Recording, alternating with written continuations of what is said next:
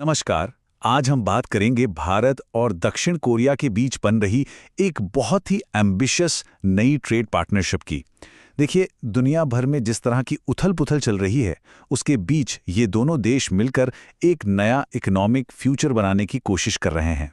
तो चलिए सीधे इस बड़े नंबर से शुरू करते हैं। 50 अरब डॉलर। अब ये सिर्फ एक आंकड़ा नहीं है ना? ये वो महत्वाकांक्षी द्विपक्षीय व्यापार का लक्ष्य है जो 2030 के लिए सेट किया गया है। इसका सीधा मतलब है कि जो मौजूदा ट्रेड है उसे लगभग 2 गुना करना, और ये दिखाता है कि दोनों देशों के रिश्तों में एक बड़ा स्ट्रेटेजिक बदलाव आ रहा है। अब सवाल ये है कि भाई इस नए लक्ष्य और एक नई स्ट्रैटेजी की जरूरत आखिर पड़ी क्यों? तो इसका जवाब छिपा है मौजूदा समझौते में, जो आज की आर्थिक सच्चाइयों के हिसाब से सच कहूं तो अब काफी नहीं है। चलिए देखते हैं क्यों। देखिए, दोनों देशों के बीच आर्थिक रिश्ते तो दशकों पुराने हैं, लेकिन साल 2010 एक बहुत बड़ा टर्निंग पॉइंट था, जब ओरिजिनल सीपीआ पर साइन हुए थे। उस समय के लिए ये एक बहुत बड़ा कदम था, पर तब से लेकर अब तक दुनिया की इकोनॉमी पूरी तरह से बदल चुकी है।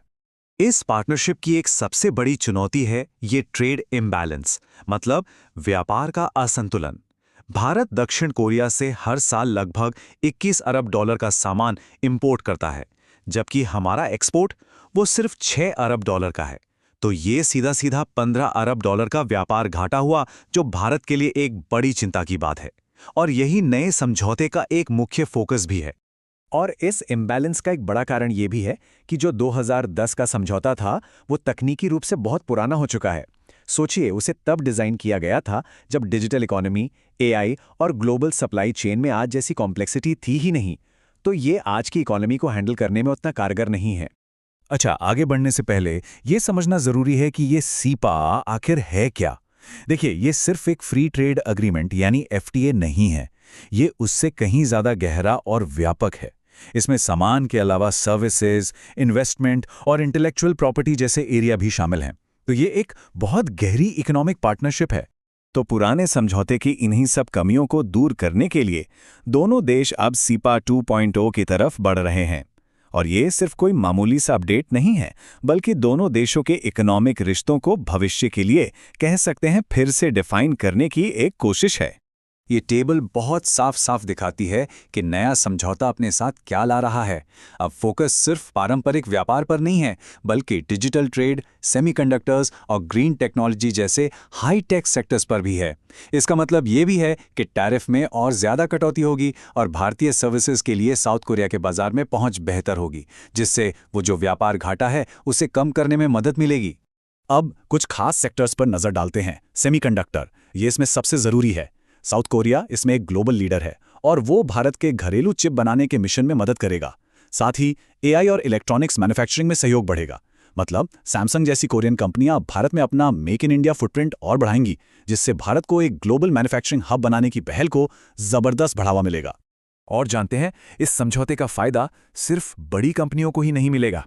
एक डिजिटल ब्रिज बनाने की पहल से व्यापार करना बहुत आसान हो जाएगा। और सबसे दिलचस्प चीज, यूपीआई इंटीग्रेशन, यानी अब साउथ कोरिया जाने वाले यात्री और छोटे व्यापारी भी आसानी से यूपीआई से पेमेंट कर पाएंगे। ये रोजमर्रा के व्यापार के लिए एक मॉडर्न इंफ्रास्ट्रक्चर बनाने जैसा है। इस पार्टनरशिप के पीछे सिर्फ इकोनॉमिक कारण ही नहीं है, बल्कि एक बहुत बड़ा जियोपॉलिटिकल मकसद भी है, और वो है एक ज्यादा सुरक्षित और स्थिर सप्लाई चेन बनाना।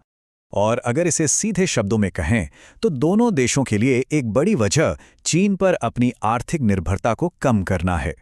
देखिए, कोविड महामारी और दूसरे ग्लोबल विवादों ने हमें ये सिखाया है कि किसी एक देश पर बहुत ज्यादा निर्भर रहना कितना ज्यादा जोखिम भरा हो सकता है।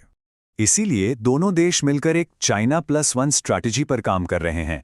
इसका मतलब है कि जरूरी मिनरल्स और सेमीकंडक्टर जैसी टेक्नोलॉजी के लिए एक वैकल्पिक, एक भरोसेमंद सप्लाई चेन बनाना, ताकि दुनिया में कोई भी गड़बड़ी हो, व्यापार का फ्लो बना रहे। ये विचार पूरी स्थिति को साफ कर देता है। साउथ कोरिया के लिए भारत सिर्फ एक बड़ा बाजार ही नहीं है, बल्कि यहाँ एक लोकतांत्रिक स्थिरता भी है। और यही चीज उसे चीन पर अपनी निर्भरता कम करने के लिए एक आदर्श रणनीतिक पार्टनर बनाती है। और ये सहयोग सिर्फ टेक्नोलॉजी तक ही सीमित नहीं है। शिप बिल्डिंग, जिसमें कोरिया दुनिया में सबसे आगे है, स्टील, डिफेंस और एनर्जी, इन सभी जरूरी औद्योगिक सेक्टर्स में भी कोरियन कंपनियां भारत में आकर प्रोडक्शन को लोकल बनाने में अहम भूमिका निभाएंगी, जिससे भारत की औद्योगिक क्षमता और बढ़ेगी। हालांकि ये पूरी योजना बहुत महत्वाकांक्षी और उम्मीदों से भरी लगती है, लेकिन इसे लागू करना उतना आसान नहीं होगा। इसके रास्ते में कई बड़ी चुनौतियां हैं जिन पर ध्यान देना बहुत जरूरी है। सबसे बड़ी चुनौती तो वही 15 अरब डॉलर का व्यापार घाटा है, उसे कैसे कम किया जाएगा। इसके अलावा दोनों देशों के बीच क्वालिटी स्टैंडर्ड्स और नियमों में अंतर जैसी नॉन टैरिफ रुकावटें हैं। बातचीत की धीमी गति का एक पुराना इतिहास रहा है और RCEP जैसे दूसरे ट्रेड ग्रुप से कंपटीशन। तो ये कई ऐसी बाधाएं हैं जिनसे पार पाना होगा। और आखिर में हम इस सवाल के साथ अपनी बात खत्म करते हैं, क्या ये महत्वाकांक्षी योजना वाकई में समय पर लागू हो पाएगी और ग्लोबल सप्लाई चेन को एक नया आकार दे पाएगी? ये एक बहुत बड़ा दांव है और इसका नतीजा आने वाले सालों में सिर्फ इन दो देशों को ही नहीं बल्कि पूरी दुनिया की इकोनॉमी को प्रभावित करेगा।